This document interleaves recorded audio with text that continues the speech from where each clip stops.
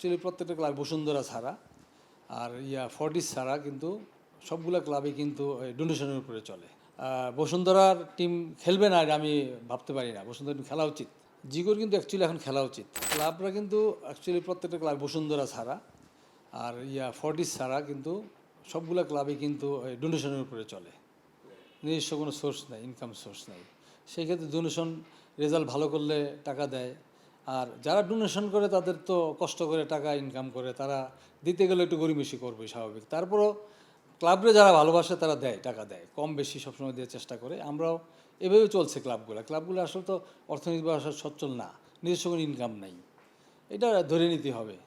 Donation ছাড়া আমাদের কোনো উপায়ও নাই।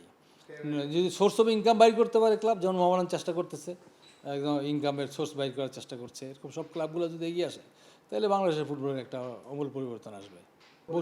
বসুন্ধরা টিমের ব্যাপারে বলতে গেলে আমি এক্স প্লেয়ার হিসেবে বলি, বসুন্ধরা টিমের বিকল্প নাই। কিন্তু বসুন্ধরা একটা বাংলাদেশের ফুটবলের একটা মডেল ক্লাব আমি মনে করি, প্রফেশনাল ক্লাব। তাদের নিজস্ব গ্রাউন্ড আছে, নিজস্ব প্র্যাকটিস গ্রাউন্ড আছে, স্টেডিয়াম আছে।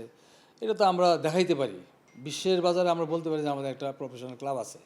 আর অন্যান্য টিম কিন্তু, অন্যান্য ক্লাব কিন্তু এই ধরনের কোনো ক্লাব না। বসুন্ধরা ফর্টিস মোটামুটি কাছাকাছি, ফর্টিস টিম আছে ভালো। বসুন্ধরার টিম খেলবে না এটা আমি ভাবতে পারি না। বসুন্ধরা টিম খেলা উচিত, যে কোনো প্রকারই খেলা উচিত। এবং তারা না খেললে আমাদের বাংলাদেশের ফুটবলেরও কিন্তু খারাপ অবস্থা আসবে। কারণ হচ্ছে আমাদের ন্যাশনাল লেভেল প্লেয়াররা কিন্তু ম্যাক্সিমাম বসুন্ধরায় খেলে, যারা একদম 8-10 জন প্লেয়ার কিন্তু ন্যাশনাল লেভেল প্লেয়ার, এবং তারা প্লেয়ার তৈরিও করে, এবং প্লেয়ারদের কিন্তু তারা নার্সিং করে। একটা প্লেয়ার যদি, যেমন বিশ্বনাথ ইনজুরি হওয়ার পরে কিন্তু ওর পিছনে লেগে থেকে ওদের পিছনে টাকা ব্যয় করে ওদেরকে আবার সুস্থ করে ফিট করে নিয়ে কিন্তু খেলায় নিয়ে আসছে আবার ফিরে।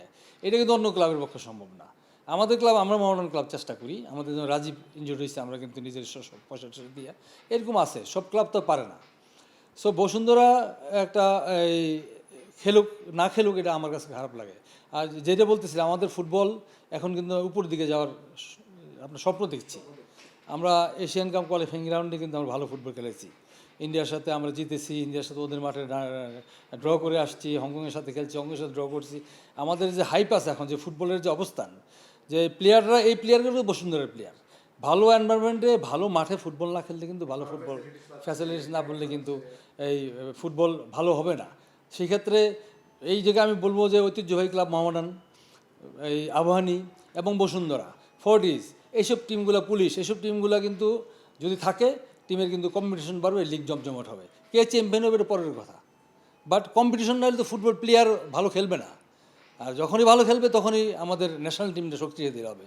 শক্তিশালী হইলেই আমরা উপরের দিকে চিন্তা করতে পারবো যে আমার ভবিষ্যৎ। যেমন বিদেশি বংশোদ্ভূত প্লেয়ার হামজা আসার পরে আমাদের টিমের অবস্থা খুবই ভালো এখন। কিন্তু এখন প্লেয়ারদের মনের অবস্থা ভালো না, টিম হচ্ছে না, প্লেয়াররা টাকা পাচ্ছে না, তার ফ্যামিলি চলে না, ফ্যামিলি চলবে কী দিয়ে, এইসব নানান চিন্তা যদি মাথায় থাকে প্লেয়ারদের যদি সম্পূর্ণ ফ্যাসিলিটিস না পায়, উন্মুক্তভাবে যদি না খেলতে পারে, টেনশন নিয়ে তো কোনো কিছু হয় না।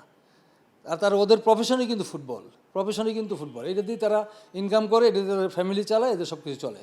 তো এখন এই দিকে যদি তোদের ইন্টেনশন থাকে, তাহলে ফুটবলটা খেলবে কোথায়? যে আমরা সাপ খেলবো বলতেছি, আমরা উইন্ডো খেলবো, আমরা এই এশিয়ান কাপ খেলবো, কিন্তু এই প্লেয়ারদের তো আমাদের নার্সিং করতে হবে, প্লেয়ারদের ধরার চিন্তা ধরে রাখতে হবে, প্লেয়ারদের ভবিষ্যৎ কী, এটাও আমাদের অ্যাজ এ ফেডারেশনের কর্মকর্তা সেগুলো আমাদের চিন্তা করতে হবে।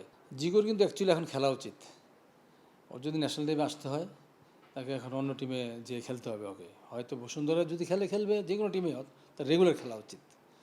আমি জিকুর ব্যাপারে, মোহামেডান ক্লাবে জিকুর ব্যাপারে আমি এখন কোনো শুনি নেই কোনো কিছু, সে আসবে না আসবে আমি জানি না। তবে আমি মনে করি জিকুর মতো গোলকিপার বাংলাদেশে আরেকটা জিকু আসবে কি না সন্দেহ আছে। আমি চাই ও রেগুলার খেলুক, তার পারফরমেন্স শো করুক এবং ন্যাশনাল টিমে আসুক।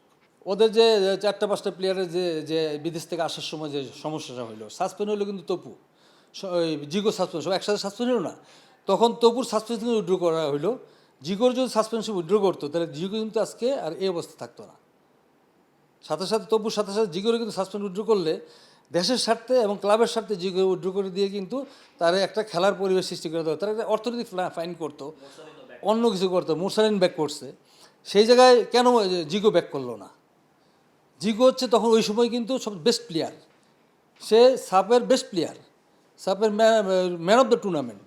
তো জিকোরে যদি এই মুরসালিন তারপরে তপু বর্মন এদের যদি ব্যাক করে, ওদেরকে সাসপেনশন করে উইথড্র করে, তাহলে কেন জিকোরে করলো না?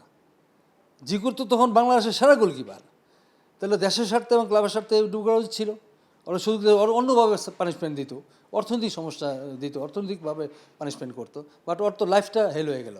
এখন তো জিকুর নিয়ে এত আলোচনা, আমরা চাচ্ছি জিকু আবার ফিরে আসুক, কিন্তু এখন এই যে দীর্ঘ যে গ্যাপ জিকুর, গোলকিপার কিন্তু না খেললে কিন্তু পারফরমেন্স ধরে রাখা যায় না। আমি গোলকিপার খেলতে আমি জানি।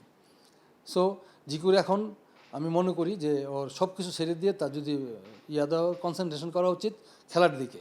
সে খেলবে যে কোনো ক্লাবে হোক, খেলে তার পারফরমেন্স শো করুক, শো করে সে আসুক, সেটা মোহামেডান হোক, আবাহনী হোক, বসুন্ধরা হোক, যেখানে হোক।